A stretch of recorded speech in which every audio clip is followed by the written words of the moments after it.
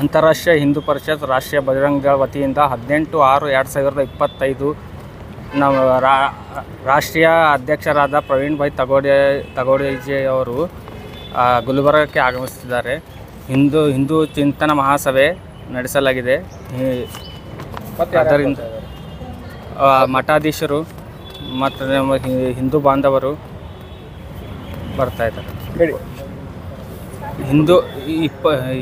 ಹಿಂದೂ ಬಾಂಧವರು ಮತ್ತು ಎಲ್ಲ ಕಾರ್ಯಕರ್ತರು ಬರ್ತದೆ, ಯಶಸ್ವಿಗೊಳಿಸ್ಬೇಕಂತ ಮಾಡ್ತಾ ಇದ್ದೀವಿ. ನಾಗರಾಜ್ ಪಾಟೀಲ್. ಜೈ ಶ್ರೀರಾಮ್, ಭಾರತ್ ಮಾತಾ ಕಿ ಜೈ, ವಂದೇ ಮಾತರಂ.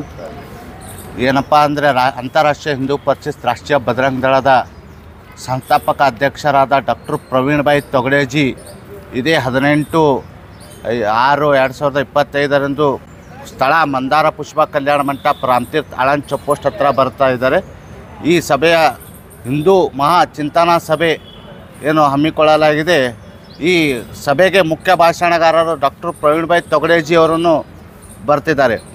ಎಲ್ಲ ಮಠಾಧೀಶರು, ಎಲ್ಲ ಹಿಂದೂ ಬಾಂಧವರು, ಸಮಸ್ತ ನಾಡಿನ ಜನತೆಗೆ ತಮ್ಮ ಮಾಧ್ಯಮ ಮುಖಾಂತರ ಹೇಳಕ್ಕೆ ಇಚ್ಛೆಪಡ್ತೀನಿ, ಎಲ್ಲ ಕಾರ್ಯಕ್ರಮಕ್ಕೆ ಬಂದು ಭಾಗವಹಿಸೆಂದು ತಮ್ಮಲ್ಲಿ ವಿನಂತಿ ಮಾಡಿಸೋದು. ಜೈ ಶ್ರೀರಾಮ್.